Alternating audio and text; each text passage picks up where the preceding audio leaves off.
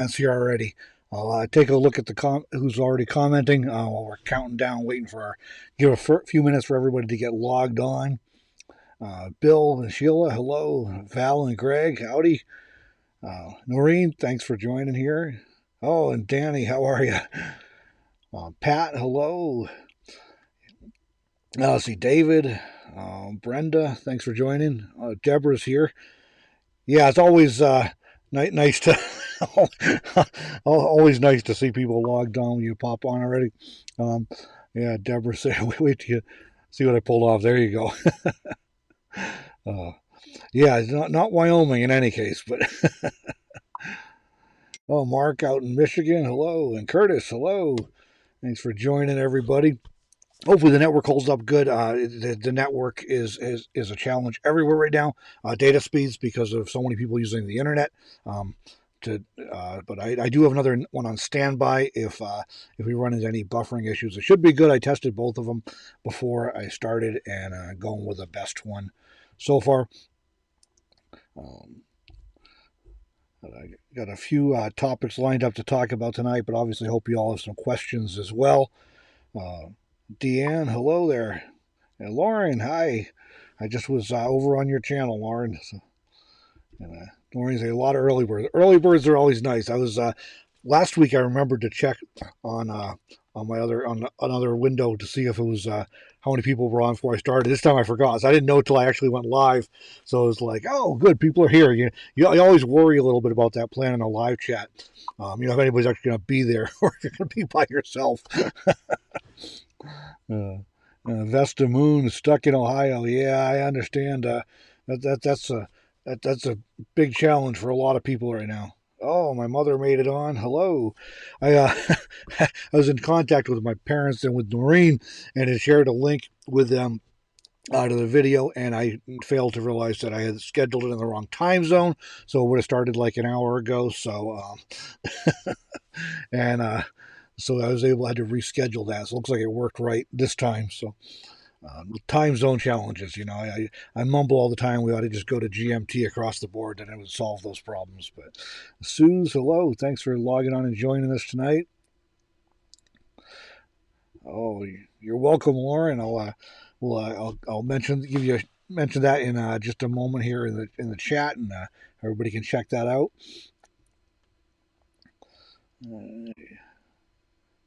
Lori, hello.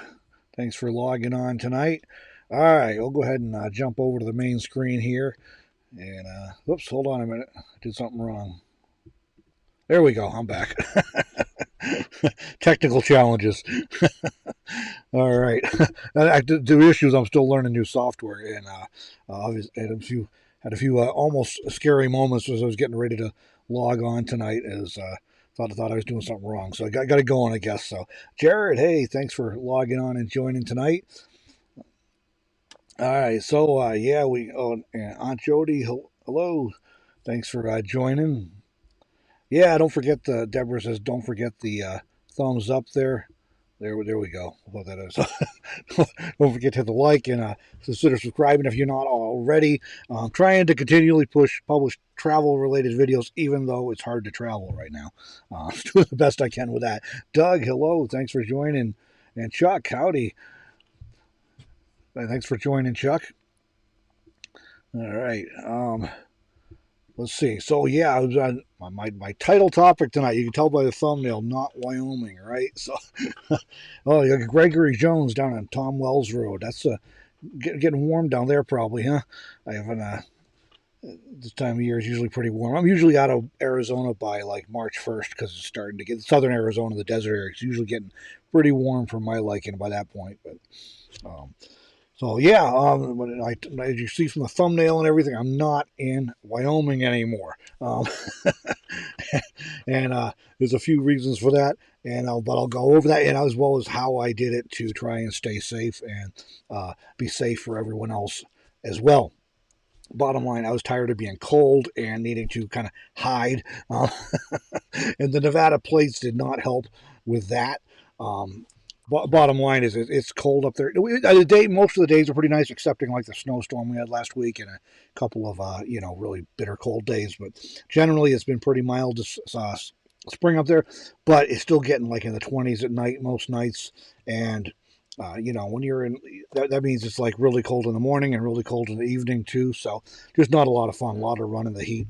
And but it also is a challenge because where I was at, the city has a citywide no camping ban or no camping ordinance, and so even on private property, and even the county does as well. So it's kind of a challenge. I have to try and stay off the radar when I'm up there, and that's all right for a few nights. It's not too hard to do, but if we get out of state place and with potentially the heightened concerns these days, it's a little hard to stay out of the way, I guess, if you're um, in an area like that. So even if I'm parked on private property, I have to keep a really low profile and try not to attract the attention of the neighbors because if they call the police or something, then I'll get booted. So don't want to be going there. So that was kind of a concern too. So I wanted to get back to some ease of camping where I had plenty of legal options. So it also did not need to be running the heat every day. That actually adds up in cost if you got to do that a lot. Anyways, I also needed to attend to some work and business, like many people.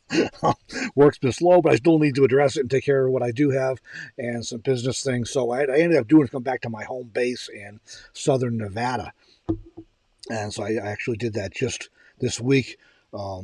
Actually drove straight through. So I know obviously with something like this, I'm trying to be as responsible as possible and do not want to expose myself to anything that might make myself sick, but I also don't want to risk spreading anything to others as well. And with this weird virus, you could be sick for a week or more and not know it.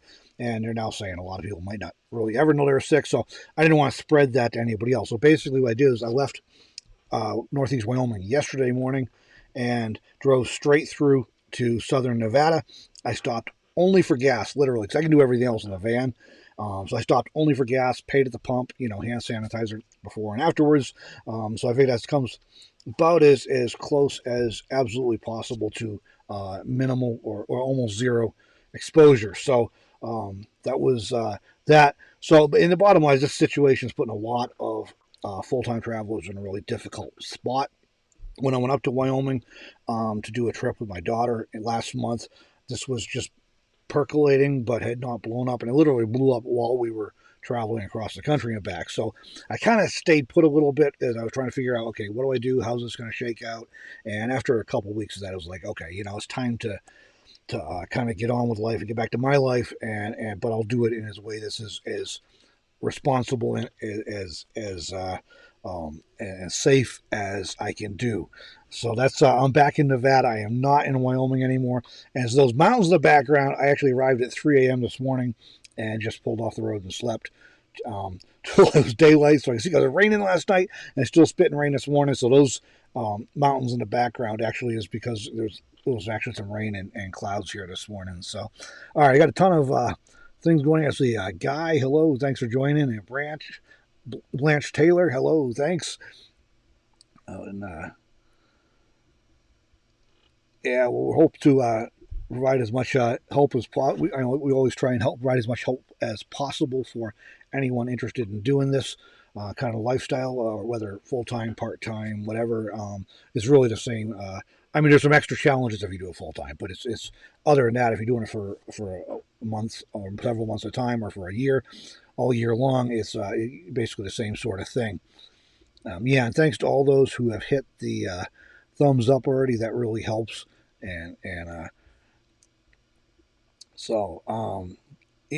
Lawrence, I'm glad you tried to make your way to warmer weather. It was getting, doing it once in a while is like okay, but after a while, every day dealing with a cold and everything, and it does start to get old,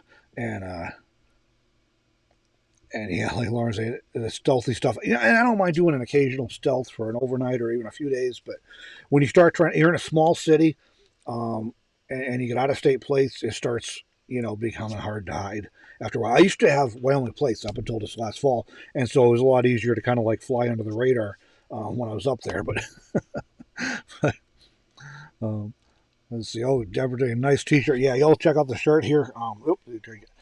Backwards stuff. It's hard to keep track of that. So they do have these available. if you go to my website, you can find a link to that in the menu bar if you want to check them out or anything. My father said even harder to hide a 32-foot Class C in Gillette. Yeah, they come out most years and in their RV, and yeah, it's just one of those. We get spoiled.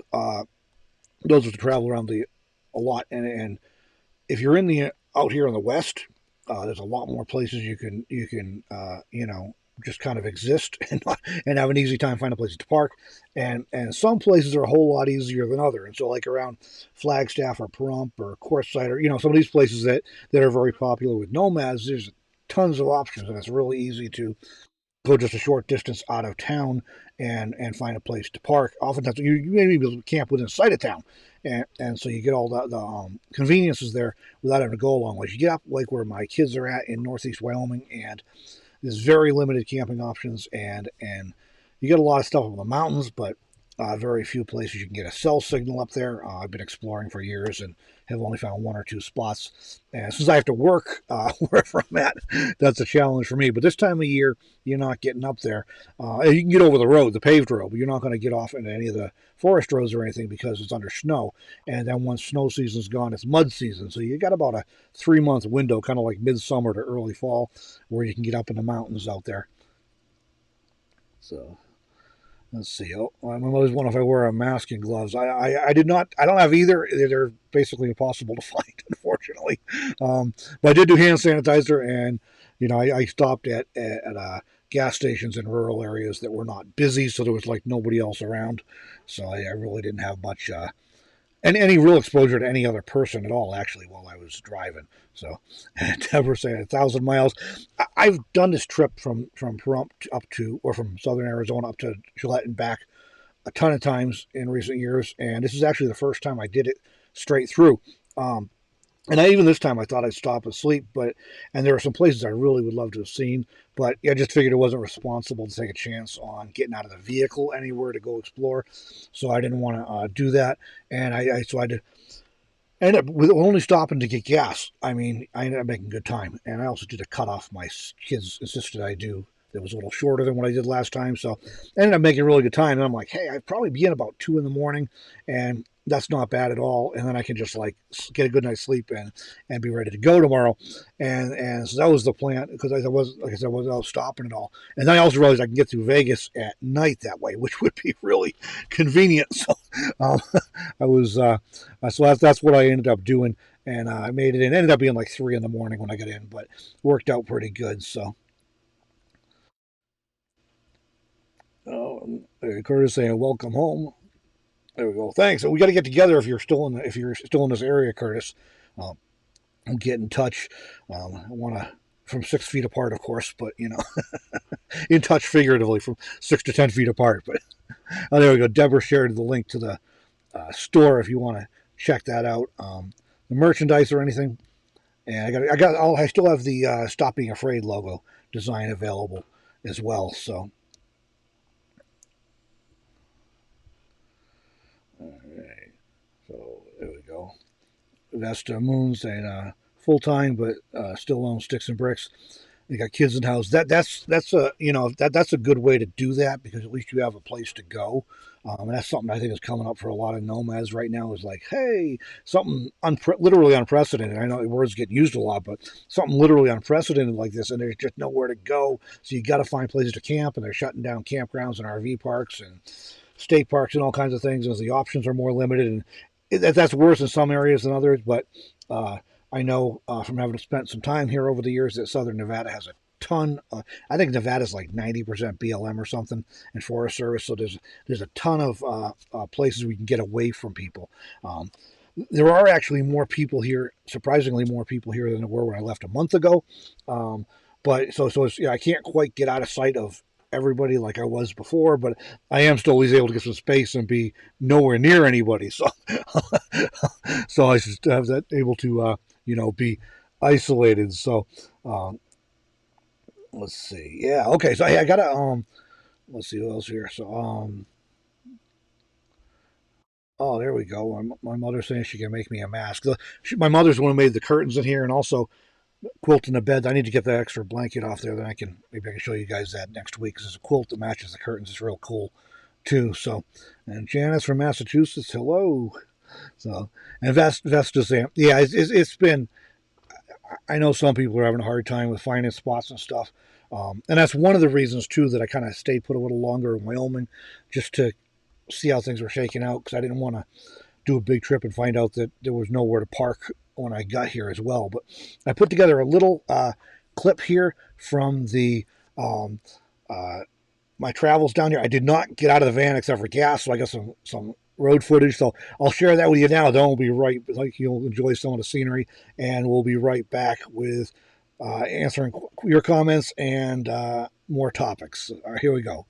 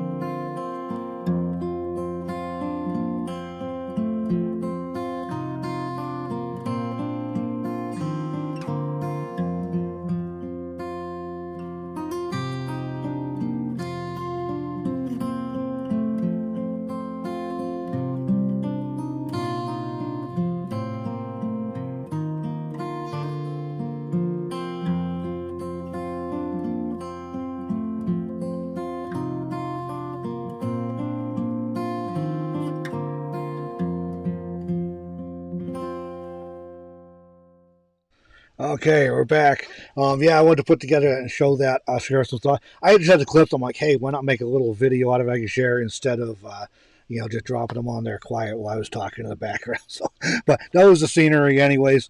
Let's see. See, Curtis is saying he's be here a while. Yeah, this is probably a real good place to be right now.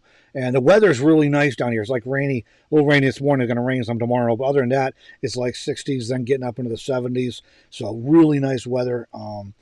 Pretty perfect. Lows in the 40s and 50s. So pretty ideal stuff.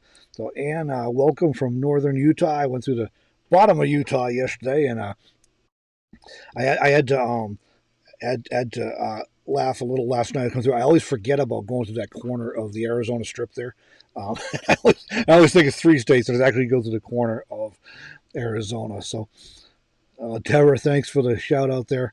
I enjoy doing this stuff, and I actually have something I'm going to talk about in a little bit for those of you who are interested in this sort of stuff too. So we'll come back to that topic in just a little bit. But yeah, it was fun to be able to share that clip. And I'm really liking this new software.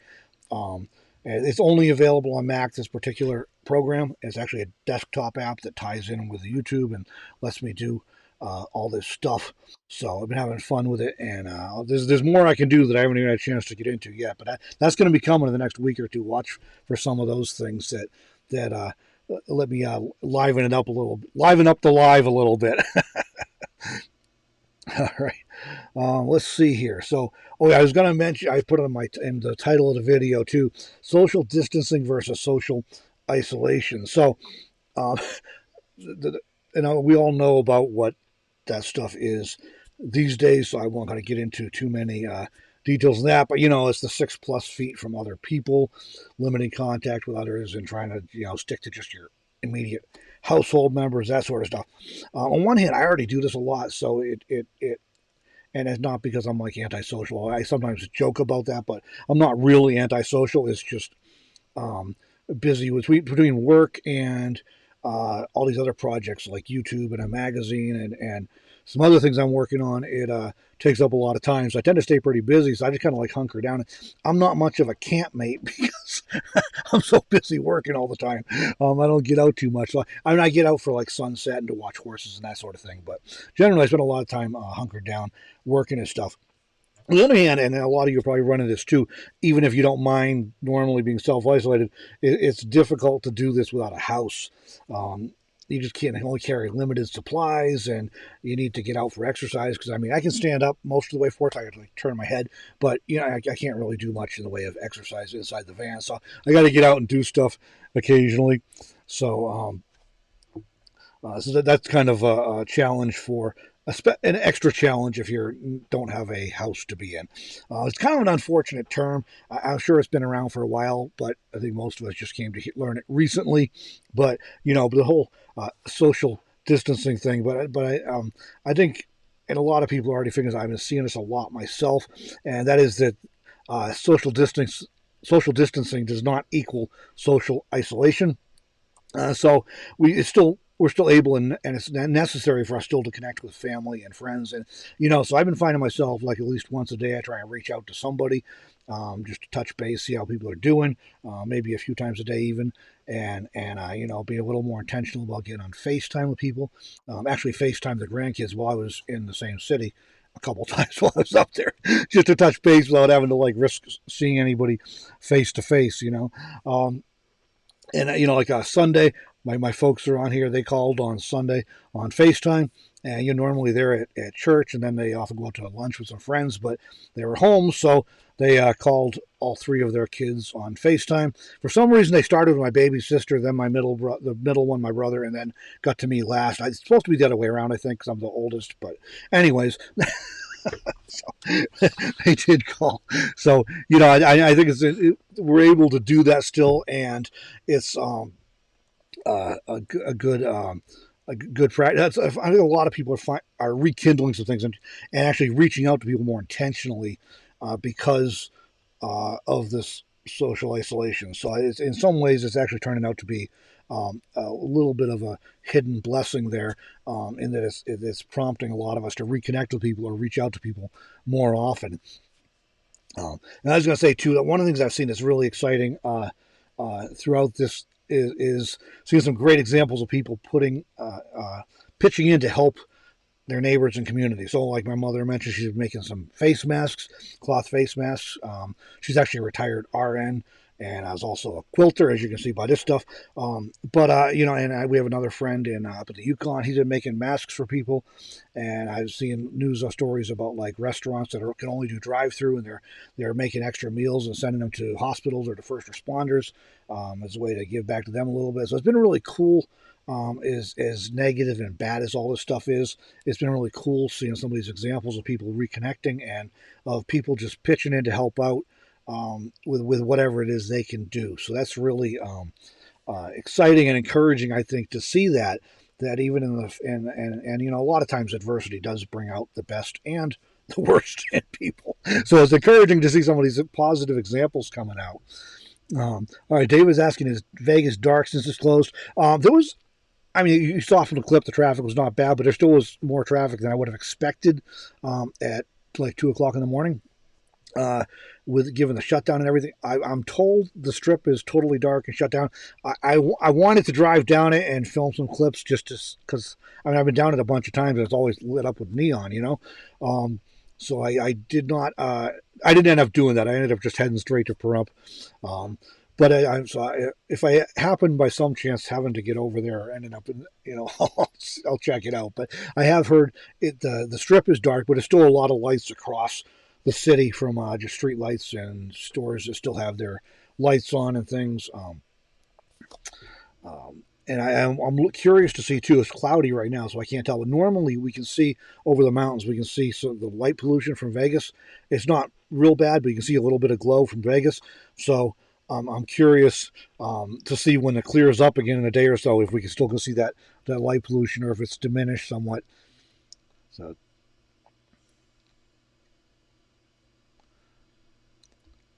let's see.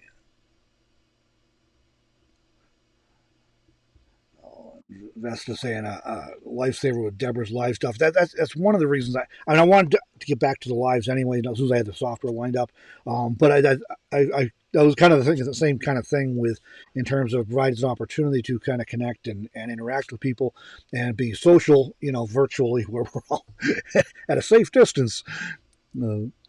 Uh, Noreen's saying it's nice that my granddaughters like to FaceTime me. Yeah, they love doing it, and so it's a lot of fun, and it lets us stay connected. And it's actually, I sometimes have a little trouble hearing what they're saying on the phone, but when you're in person, you can kind of get the context, and so the FaceTime helps with that because I can kind of get the context better, and they'll show me around and everything. And they're all just yesterday as I was leaving, they're all starting online classes from their school district. Finally, took them a little while to get that rolled out, but as I was leaving, my one granddaughter was sitting in front of the laptop and she's on a Zoom call with her teacher and some of her classmates and stuff. So that's kind of interesting. And my couple other granddaughters have their tablets that they use in class, and they got those at home. And one of them was rattling off what number it is. Apparently, they're all numbered, and she normally has number 11, and this time she got 17, and she's rattling off everybody in her class what their numbered laptop or iPad they have when they're in school. So, but yeah, they're pretty tech savvy, and they're actually doing school at home online right now, like in a lot of communities. So. Oh, it's supposed to be a pink moon tonight. Now I'm afraid. I hope it'll clear up enough. It's kind of mixed right now, clouds and light. But I love watching big moons in the desert. So hopefully that'll clear up. But we're still looking at some rain tomorrow, and that was actually one of the reasons I didn't try and get into a campsite last night because it was like 3 in the morning and it had been raining, and I'm like, that's a bad combination trying to navigate around in the desert.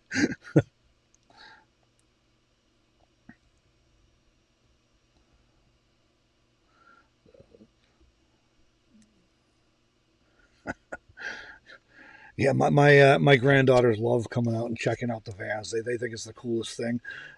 The trouble is getting them out of it again. Their parents will be like, "Come on, let's go."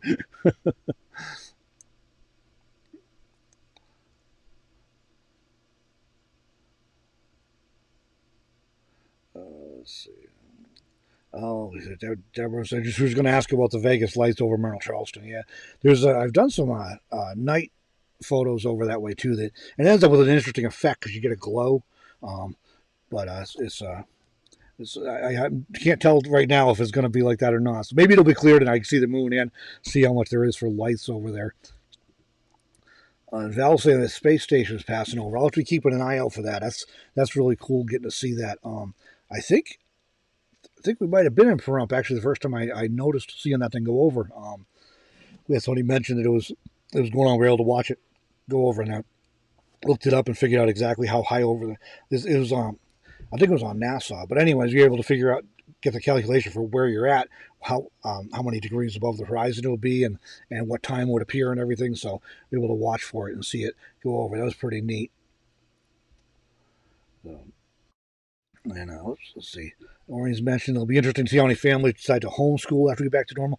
Yeah, and that is true. I'm wondering. I mean, I'm not making any predictions, but I am curious to see how many things are different, whether from schooling or college and job related things, just how many things are different, how many people maybe use like Walmart pickup or grocery delivery services and stuff in the future and continue doing that didn't before. So I think the longer this drags on, probably the more likely those changes are to remain permanent. But it'll be interesting to see how some of those things shake out in the future and what ends up being different. Yeah, Mark's asking are public lands open for dispersed camping? I know I heard like around Moab, some of it was shut down, and I've heard a few mixed comments in other places. At least here in southern Nevada, everything appears to be open. The RV parks are still open. And I do know, like a lot of even in Nevada and even in Wyoming, again, state parks are shutting down and or limiting only to no camping, only for day use, and a lot of trails are being shut down, so like trailheads are closed. So it's kind of seems to be pretty hit and miss still, and it seems to be more of a problem in places that get a lot of usage. I saw yesterday or the day before, they closed down a bunch of trails over in the Red Rock area between here and Vegas, but closer to Vegas. So apparently it was just getting too much use still, and with the staffing restrictions they're dealing with right now, they weren't able to maintain it, so they went ahead and shut down. But some of them are, a couple of them are still open. It's just a lot of them were shut down. So it seems to be vary a lot, but for the most part, I think I've heard there are some exceptions, but for the most part, dispersed stuff seems to still be open. Hopefully, it stays that way. We're out in the honestly, most people are dispersed camping. You'll find exceptions when people cluster, but that's a choice. You definitely can spread out and not be crowded in, and so that they're. I mean, I have far less risk of being exposed to anything here than I do hanging around in a town because I'm just, probably a half mile anyways from any other person. So let's see. Oh, Fonty McGregor saying thanks for all the videos. Really like the. Yeah, Coresight is an interesting area. It tends to be pretty hot by this time of year, so I'm usually out of there, about a month before this. So that's actually why I was up in Nevada for like March because it was starting to get. It wasn't like unbearable yet for me, but it was starting to get pretty warm. So I came up for some slightly. My favorite temperatures are like in the 60s by day and 40s at night. That's kind of my favorite there. And so Lauren's saying that she thinks the same thing. A lot of this is going to change after this all calms down. So yeah, I think once people get used to different things that you'd heard about or never really thought about, sometimes even, and you get used to doing things differently, and then it's you can kind of say, hey, maybe I want to continue doing some things differently than I did them in the past. So Marsha, thank you. Yeah, I hope you were staying well and safe as well. And Mike and MJ's RV Adventures. Yeah, thank you, and I hope you are able to stay safe as well. Stay safe and healthy here with all this stuff. So, oh, it's Norton saying 78 in Coresight. That's like on the upper end, kind of on the upper end of what I warmer than I prefer, but I can tolerate it. What I find with a van, I'm like a fans and stuff, and insulation and blackout curtains and what have you, but um, a lot of the when it starts getting up like into the 80s, at least certainly by mid 80s, it gets the van is on a sunny day. The van is usually 10 to 15 degrees hotter than outside as the day wears on, and so I end up getting to the point where like electronics start not liking to work. So that's not a lot of fun. So I'm trying to work in the van, so I try and keep it like mid 70s or below to avoid those heat problems. So.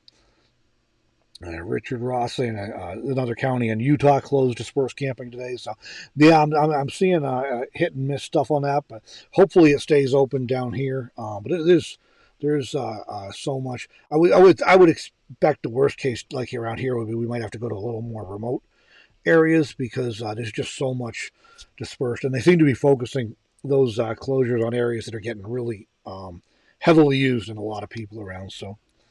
Oh, Honey's Yarn and more. Welcome. Glad you're able to join tonight. Yeah, Janice has mentioned opening more companies see the value in allowing people to work remotely. Yeah, that's one of those things that there's probably there should be a lot of benefits to companies between reduced utilities and needing less internet bandwidth and less office space and those kind of things. There's a lot of advantages to allowing people to work from home and I know for me, I'm more productive working from home or in my van here or an RV or whatever than I am in an office. I've had occasions where I worked in an office and I was always amazed how much distraction and things went on. So let's see. So it's nice and warm and Orange Beach still, Deborah says, and probably a little humid out there. Um, so and yeah, cool in Williams, Arizona. That's a little quite a bit higher, a few thousand feet higher, I think, than where I'm at right here. So yeah, that would be a little cooler up there. So all right, so I had the last week we talked about one of the questions I answered was from Lauren about starting a YouTube vlog, And so Lauren emailed me earlier. She's launched her YouTube channel and just uploaded her first video. So congratulations, Lauren. That's a huge deal. If any of you are not doing YouTube or any other kind of public thing where you're putting Facebook and Instagram are kind of one thing, but when you really start putting yourself out there and putting out your work and what you're able to do, that's a really scary thing to step into. So congratulations to Lauren on doing that. And there's a link in the video description below if you want to check out Lauren's new YouTube channel. So go ahead and check it out and send some love. That's just a huge thing to step into something like that. So congratulations again on that. I am, and there's some mentions, a few mentions about figuring out how to do video and stuff. I am looking into creating a new online course, hopefully a little later this spring, have it ready, about getting started with photo and video. So if that's anything you might be interested in, keep your eyes out for that. I'm going to keep it as affordable as possible, so it should be accessible to pretty much anybody that wants to get started with this stuff. And I'll share a lot of things I've learned over the years doing this, both for myself and working with clients doing it. So I'll be trying to share as much of that as possible and make it provide an easy path for you to get started with doing more photo or video. That's really the direction things are going. In terms of online content, it's really going towards video. So that's something to be thinking about if you're looking at creating any kind of online content these days. So, let's see here. Yeah, thanks for sharing that, Deborah. That's the link where that's where that'll end up eventually when I get it up there. Right now, I have one up on Nomad Lifestyle 101. This kind of a boot camp on getting started with lifestyle travel, whether you want to do it full time or part time. But then I'm going to be adding one real soon on getting started with photo and video. That course is not named yet, so that's why.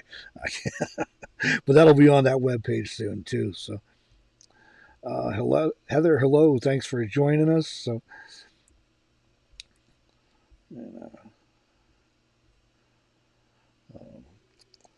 let's see. The Vestas asking how much. The Nomad Lifestyle 101 is $99, and that's lifetime access. There is, I think, 25 or so videos on there right now, and I'm going to be adding more there soon. And one of the things you get with like a course like that is I can provide a ton of um, interaction and feedback and answer questions in detailed ways that I can't really do on regular YouTube videos. Just the economics are a little different on it. But also, if I get like questions about a specific topic, I'll just make another video. And you can go back, you can go through and watch whatever you want, and you can come back to it at any time you want and check out. I'll rewatch things or check out things you didn't watch before. Then the video course, the photo and video course, is definitely going to be less expensive than that. So I'll be putting some stuff out on that soon, but it's definitely going to be less expensive than the Nomad Lifestyle one. Let's see. All right. So, yeah, I wanted to mention too. I mentioned this last time. And I asked one of the challenges with doing a travel channel right now when everything's we're restricted from traveling a lot. Um, it's hard to get out and do some of those trips and get some of those photos and videos of places I'd like to be able to get to. And like just coming down here, I really thought about jigging over into Nevada and going through some small towns up there, some cool places, a scenic highway. But I really would have to do it all from within the van. I wouldn't be able to get out and do much. So I'm a little bit limited what I can do right there, right now. But in the meantime, I still want to keep videos coming to be as helpful as possible and as hopefully provide some entertainment as well. So, let me know either here now or in the comments afterwards or social media, whatever, any topics you'd like to see helpful. Any topics you think would be helpful that you would like me to see me make videos about, and I'll try and work on that. And I did have several people mention last time about maybe do a more live video chat, so I'm thinking about adding a second one of those. And if I do that, I'll probably do it like in the morning or something or early afternoon to make it easier for those who are on the East Coast where this is a little later for. So, but yeah, by all means, like I said, leave a comment here and let me know what you think about what you'd like to see, or either message me on social media or whatever, and we'll try and go from there. So, let's see. Okay, Blanche says, just ordered a T-shirt, but kind of mixed up, and now I'm getting two and the same color. I'll learn how to push buttons some days. Thanks. Glad you like the shirts. I actually have a couple of these in the same color, and then one that's like a like an olive drab green type thing. I personally actually like the olive drab better, so I almost wish I'd ordered two of those in one of these. But um, let's see here. Deborah saying, yeah, there's some of that. Actually, I'll have to make sure I got that updated too. It may be, I'm not sure if I got everything on there still, but yeah, I do have that thing. There's a link to that in the video description you can grab if you want to see what I'm using. And I'll try and remember tonight or tomorrow to update that, make sure it's current and everything. I'm going to make myself a note right now. But that's kind of a helpful way to, I mean, there's so much stuff out there. And in terms of gear, and you can spend a ton of money and not get much bang for your buck. You also can sometimes buy things that don't work quite like you might hope they do. And so I tend to buy, not ridiculously, but I do test different pieces of gear at different times. And if I don't like it, I'll sell it or something or give it away and buy something different. So I kind of have a sense for some of the more budget-friendly things that will work reasonably well. So I try and share those there and that way you can kind of anything I put on there is stuff that I actually use or I know people are using, and it works reasonably well and is a reasonable value. So you can at least have some confidence there that it's a little bit vetted if you're checking it out there. And that does link to my Amazon affiliate account. So if you use that to purchase anything, I may get a small commission from Amazon, but they do not charge you any extra, which is, the cool thing about that program. So, let's see. All right. So, I'm running out of topics here. So, anybody else have any questions or things you'd like to see covered tonight while we're still on here? Go ahead and hit me up with some comments here. Normally I would have like a few more things on my list, but I was traveling all day yesterday, so a little behind on that. Traffic was not bad, but I still have been surprised. Some of the city like Gillette and some of the city like Vegas for sure, and even some of the other cities, there's a surprising amount of traffic, people out and about and everything. Even considering the shutdown and everything. So, but it's strange. Like you drive past a Walmart at night, the place is like empty. Nobody even overnight there or anything. So, like Cedar City was like looked totally deserted when I went by. I could see that from the highway. So, all right. Well, I will plan on being back next week, next Tuesday evening again, 5 Pacific and 8 Eastern time. So plan on joining for that. And like I said, let me know if you specific things you want to see about any topics you'd like to see specifically, because it is a little challenging right now with just trying to be able to get out and stuff. And I don't want to. I'm trying to comply with both the spirit and the letter of the regulations, and I don't want to. I'm trying to be socially responsible and everything. So, let's see. Lauren's saying she's interested in a cooking video. I used to do some of those, and actually, if you're on my YouTube channel after this, if you want to check it out, if you go to the playlist, I think there's one on camp cooking. I think, but maybe I should do a few more of those again. So, I'm kind of my mother's son, a good cook. I'm an improv cook. I almost never use recipes. What I do as a starting point to just make something up. So I basically never make the same meal twice. Even if I want to, because I don't really measure stuff. I just kind of wing it. So it's a fun hobby for me anyways. And sometimes it comes out really amazing. Usually it comes out pretty decent and edible. Occasionally it's a little underwhelming, but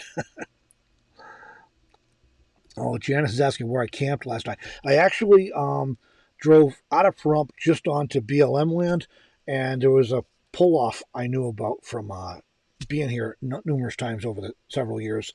And so I just pulled into there and spent the night, or what was left of the night.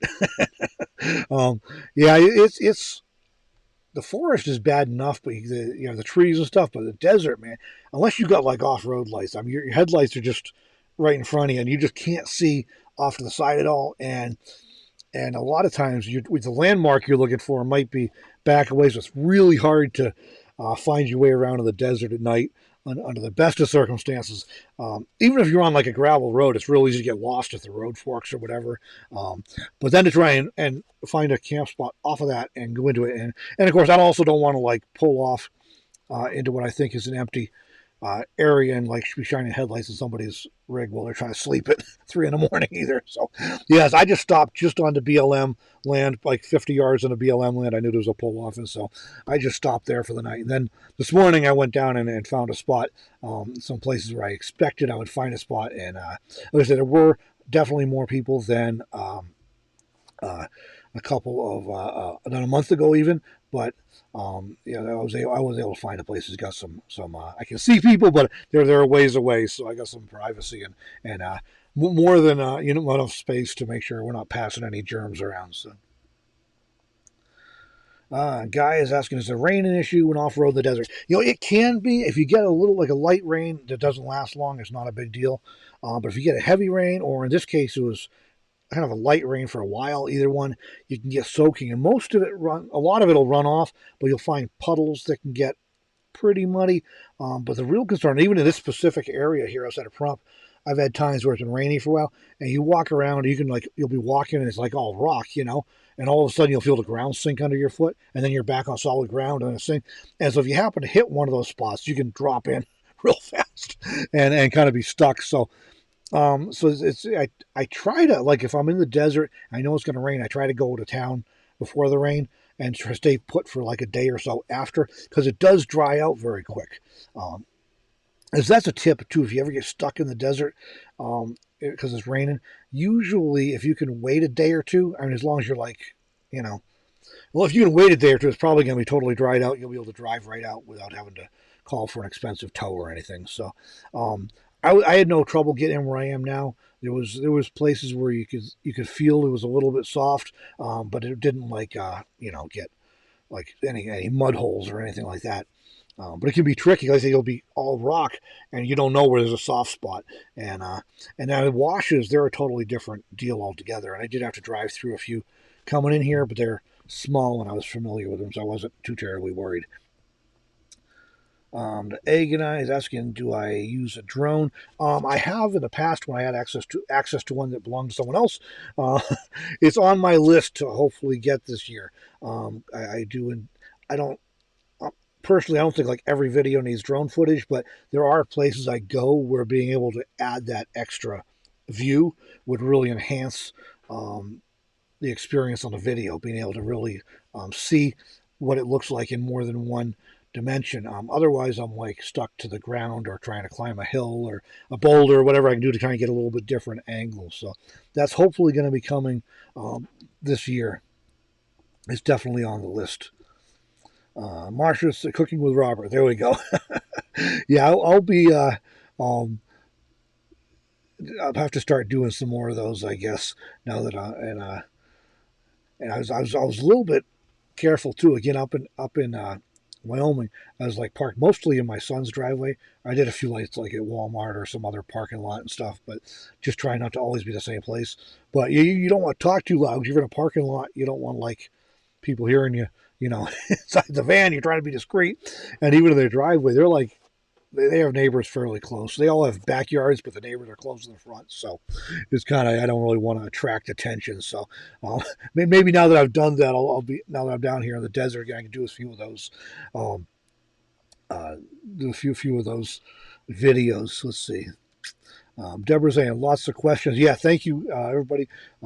I try and have content for a backup so that it's not like a boring live chat, but at the same time, I also want to be able to take your questions and interact with you as well. So I don't want it to just be me doing a monologue. So let's see. Oh, Jason says, thanks for all you do. Thank you, Jason. I appreciate that. Janice is asking about, since it's getting warm there, do you see many snakes or, God forbid, spiders? Ew. We'll see what happens this year because I'm going to be here a little later. Believe it or not, I've actually never seen a snake in the desert down here, but I'm usually heading north by about this time of year. It seems like something always comes up. Like last year, I had a granddaughter born in April, so I had to go up early for that.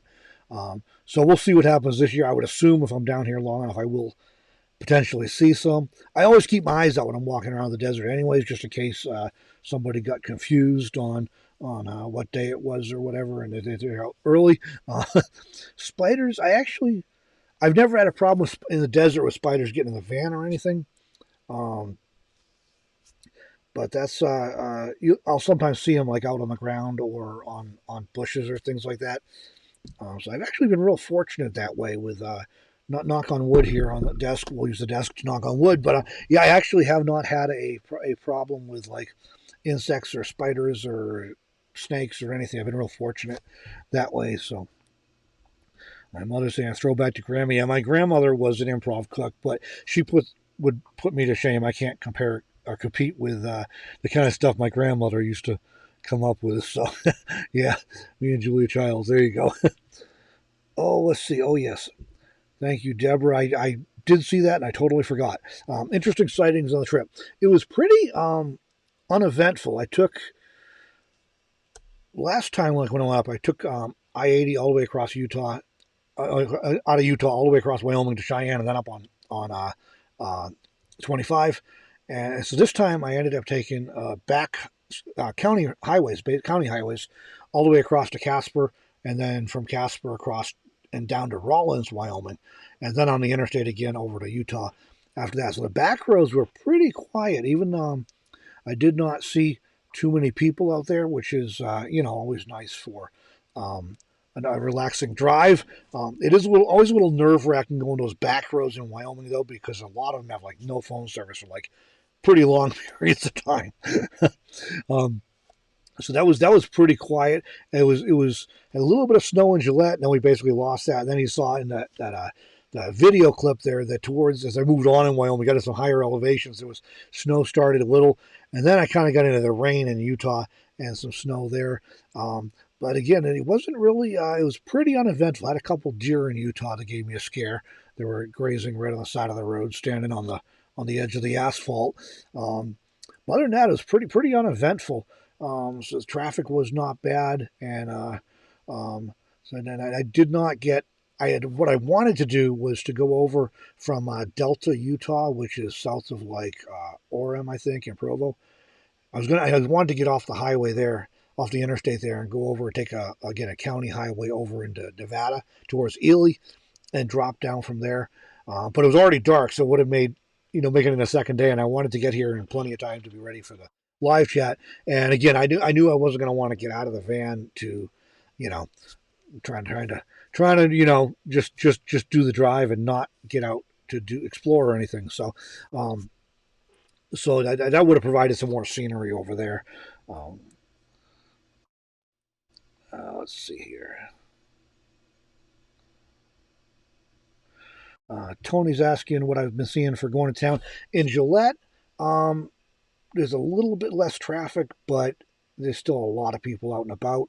The governor has basically told everybody to do all the same things everybody else is doing, but it's one of the 8 or so states that they have not issued an official stay-at-home order. And Governor Gordon's possession is he's already told everybody to do that, and the states that are doing that have so many exceptions that to make it basically meaningless anyway. So people are still out and about and doing a lot of stuff up there. Um, Casper, Wyoming was fairly busy when I went through. In Vegas, I went through late, but there's got to be a lot less people there because the strip's shut down and everything, and hotels are all closed and everything. So or a lot of them are closed or at minimum occupancy. So there's got to be a lot fewer, I would think, there. But I didn't. I went through the middle of the night, so it was really hard to get a gauge on it. But it's let's see. Well, Vesta has scorpions that freak me out. Yeah, we do have scorpions here. The ones I've seen, I've only seen a few. They've been very small. And I just, give them their space to do their scorpion thing. Guys saying, watch over snakes, sleeping in the shade of the van. That would be a nightmare scenario right there. I hope that does not happen. But yeah, that's probably a good point, though, with warmer weather coming, especially. Um, don't want to step out and startle a snake. I'm not sure who would be more scared in that moment, but probably it would be me. Uh, I'm not a huge fan of snakes. Um, so Lauren says spiders scare me, but nothing compared to scorpions. Yeah, um, spiders kind of creep me out for the same reason as snakes. I think it's just like they do this weird, just the way they run around is just like weird. And snakes, the way they slither is just kind of creepy. But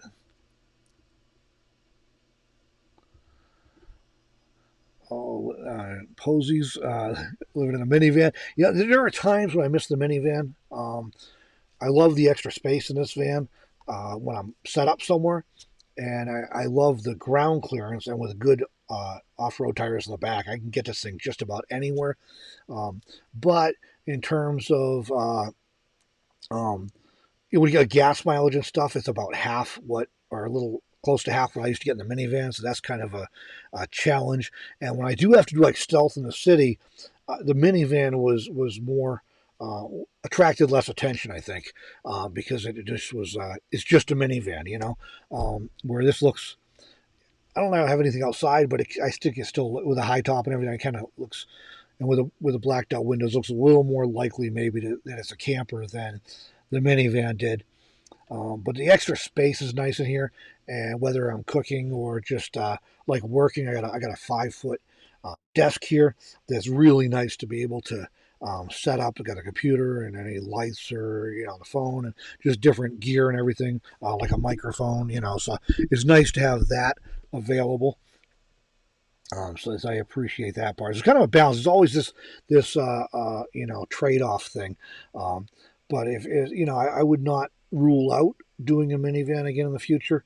If it was, but I might like a high top on like some of those like the Nissan. I think it's NV200. I think some of those are a little bit higher, a little more. That might be convenient if so, but the space is definitely nice and a little more comfortable, especially with full time. And I think if you're doing it part time, it's probably less of an issue. And if I was not trying to work in the van, that might be less of an issue too.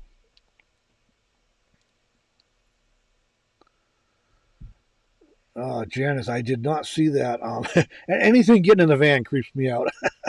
I have been really lucky that way. So she'd have a car in her. Yeah, that's the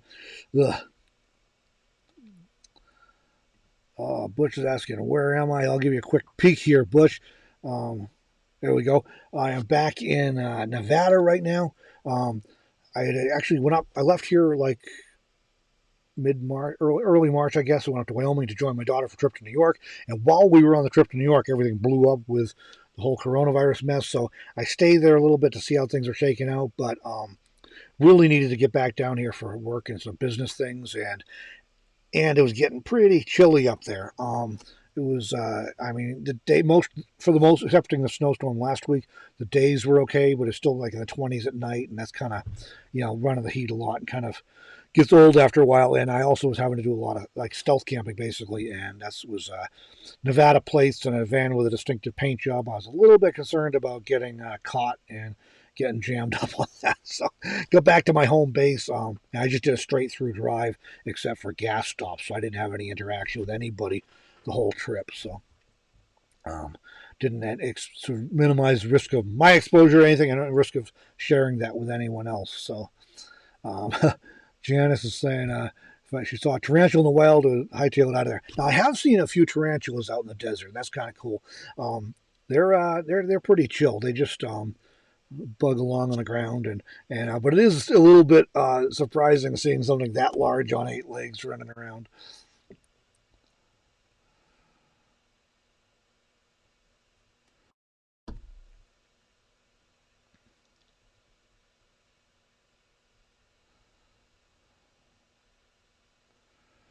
Okay, Bush saying Vegas is a ghost town. That's what I've been hearing from people over there. I really was tempted to drive through and just to drive down the strip just to see it dark because that's I mean that's that does not happen very often. So that just would have been interesting to see, but I just decided to just get here and not make any detours. So and My van is it's actually an E150 conversion van that was converted to a camper van. So it's a standard half-ton, full-size Ford van.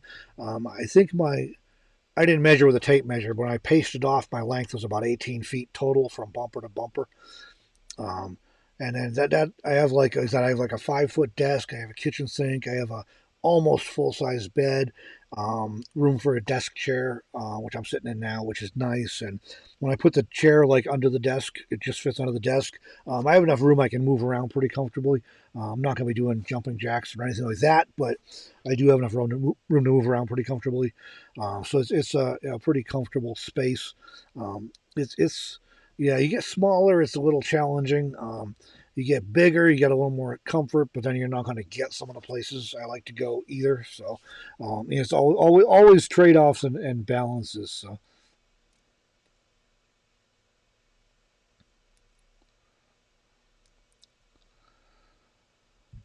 yeah, being able to stand up is nice. I was never really able to do that in the other vehicles, and this one, like I can stand straight if I tip my head to the side. So that's, I mean, I can get dressed standing up and stretch my back or do some things like that. So it's nice to have that space anyway. So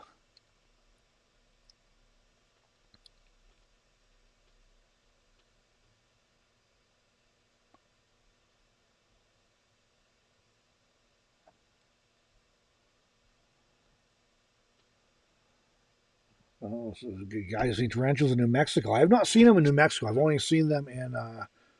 Actually, I don't know if I've seen one in Nevada. I've seen them in Arizona and California, but all in the same region. If you draw, it's a pretty small circle. If you draw that around, so all right. Well, we've been on a while here. Oh, let's see.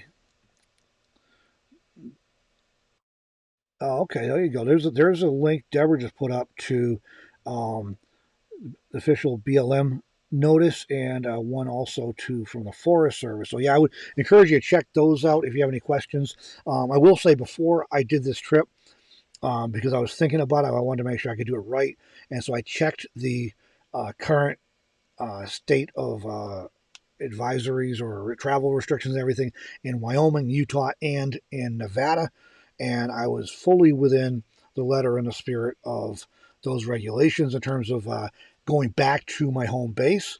Those states do allow you still to travel home, and I also, like I said, I also did not stop for anything other than gas and paid at the pump. So there was, to minimize any risks to anyone else or to myself. So I did check that out, and like Deborah saying, you can check with BLM or Forest Service. I also, and I did research to make sure that I knew some things were open here. But yeah, that's the check with the authorities, and you can always try calling. Who knows how many people they have in the office these days, but you can. I'll try calling, but it is do make sure that you're trying to try and stay follow the rules would be my encouragement, and trying to be socially responsible, and usually the places they're closing is because it's getting abused, as so often is the case. There's just too many people and everything. And as a matter of fact, just a couple days ago in the Nevada Independent, the director of the state Office of Outdoor Recreation, maybe I might be getting that wrong, but something to that effect. Anyways, that interview with a state official, and was was essentially he was saying that the governor in Nevada is still encouraging people to get outside and enjoy outdoor recreation, but to do it responsibly. And so if you go to a trailhead or buy a trailhead or a fishing access site and it's crowded, just keep on going and go somewhere else, and or go at a different time of day or whatever. But so they are still encouraging people to engage in outdoor recreation, just to not be crowding in or getting too close to other people. So, oh, Sarah, hello. Glad you could join us there. Uh, so, yeah, check out the links that Deborah posted there. Deborah also has a link. If you go to her website, DeborahDickinson.com, you'll see some links. She has a page, a COVID-19 page now, and that she's tracking a bunch of different information about what's open and what's closed and different restrictions in different states. So that might be helpful to you as well.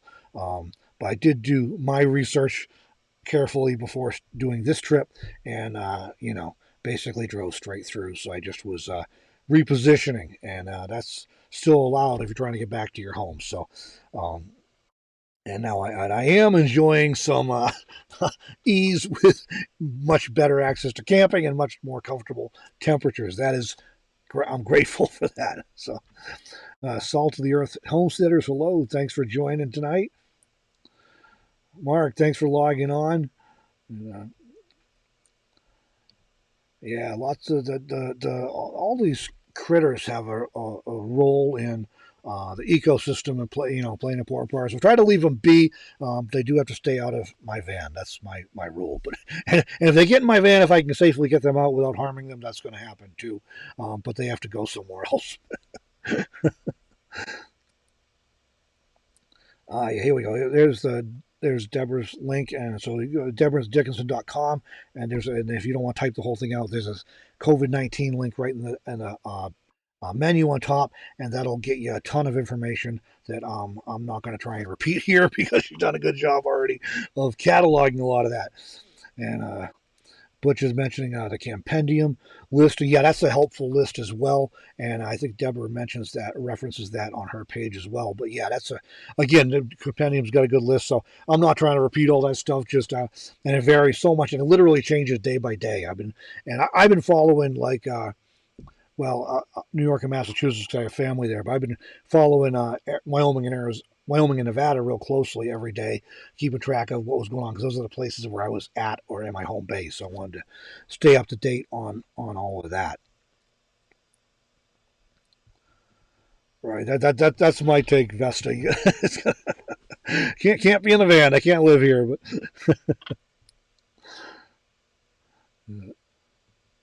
and yeah, the snakes, both snakes and eight-legged critters, they just for some reason creep me out. I don't know. Some of the way they move is just like weird. It's not like a normal animal. But um, and no, I've never been like had any big problem with any of them. They just creep me out. But I still leave them be. They're allowed to, just don't come in the van.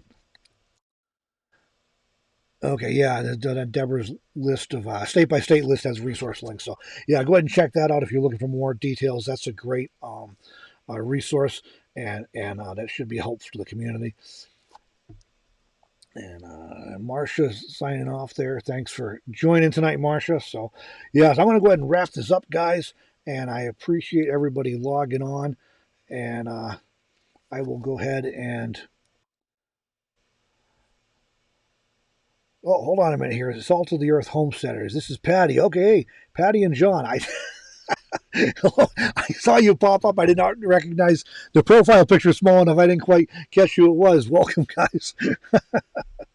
All right. Um, so yeah. So yeah, everybody's. I'm going to go ahead and wrap this up. I appreciate everybody logging on. I'll be back next Tuesday evening, and I got some other things coming this week, so stay tuned for that. I have a video from Niagara Falls when we were in New York. Still, that's going back to when we were on our way back from New York, and a couple other things I'm excited to be bringing. I hope will be a real value to travelers and nomads and just people interested in this type of stuff. So stay tuned for that. It'll be coming this week and next week. So definitely some stuff coming. And I'm going to close this out. I'll play my little travel clip that I played earlier from the trip down here, and I'll wrap it up with that. So thanks again for joining, everybody, and I appreciate y'all logging on and chatting. So.